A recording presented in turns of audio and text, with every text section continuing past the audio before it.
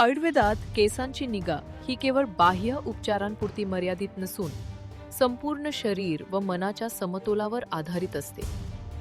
आयुर्वेदानुसार आपले केस हे आपल्या एकूण आरोग्याचे प्रतिबिंब असतात. आयुर्वेदाचे 3 मुख्य दोष वात, पित्त आणि कफ यांच्यावर केसांचे आरोग्य अवलंबून असते. उदाहरणार्थ, वात दोष वाढल्यास केस कोरडे, तुटणारे व गळणारे होतात. पित्त दोषामुळे अकाली पांढरे केस, गळती आणि टाळूला खाज येणे अशी लक्षणे दिसून येतात. तर कफ दोष वाढल्यास टाळूवर तेलकटपणा किंवा जडपणा जाणवतो.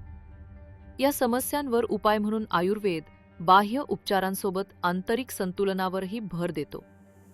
केसांना पोषण देणारे तेल, नियमित मसाज, योग्य आहार, जीवनशैलीतील सुधारणा आणि पंचकर्माच्या सहाय्याने शरीरातील दोषांचे शुद्धीकरण करणे अत्यंत उपयुक्त ठरते.